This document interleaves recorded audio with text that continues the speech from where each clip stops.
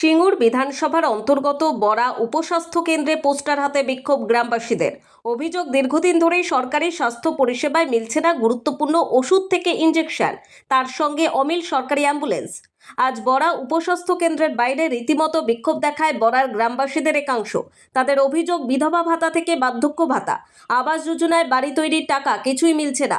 বারবার দুয়ারে সরকার ক্যাম্প হচ্ছে, সেখানে গিয়ে ফর্ম ফিল আপ করছেন, কিন্তু কোনো এক অজ্ঞাত কারণে তাদের অ্যাকাউন্টে টাকা ঢুকছে না, এমনই অভিযোগ গ্রামবাসীদের একাংশের। পঞ্চায়েতের প্রধান থেকে উপপ্রধান, বিডিও তাদের জানানোর পরেও সুরাহা মেলেনি, এমনই অভিযোগ গ্রামবাসীদের। এক বাসিন্দা বলেন, বরা উপস্বাস্থ্য কেন্দ্রের একেবারে বেহাল অবস্থা। হসপিটাল ক্যাম্পাসে যত্রতত্র ছড়িয়ে আছে নোংরা আবর্জনা থেকে নেশার বোতল। গ্রামবাসীদের একাংশের বক্তব্য, বরা স্বাস্থ্য কেন্দ্রের অবিলম্বে সংস্কারের প্রয়োজন, আর যদি সংস্কার না হয় গ্রামবাসীরা বৃহত্তর আন্দোলনের পথে হাঁটবে। Bureau report, Falakata Times. ধরনের দাবির কারণ কি? রাত্রে পরে ওষুধ পাওয়া গেল না, কোনো ইঞ্জেকশন পাওয়া গেল না, কোনো গাড়ি সেরকম পাওয়া গেল না যে কোনো জায়গাতে ট্রান্সফার করবে, আলাদা গাড়ি করতে হয়, এইসব নানা রকম।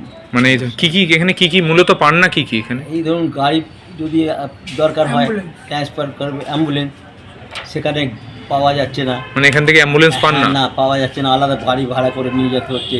ক্ষমতাও সেরকম নিয়ে যাওয়ার, ধার দেনা করেও হসপিটালে তো নিয়ে যেতেই হবে। এবার দেখা গেল শ্রীরামপুর পাঠালো, শ্রীরামপুর বলছে এখানে হবে না, কলকাতায়। এইসব খরচাগুলো আমরা কোথায় পাবো এই বয়সে? আপনার বাড়ি কোথায়? আমার বাড়ি বড়াতে। আপনার নাম? আপনার নাম? শ্যামল কর্মকার।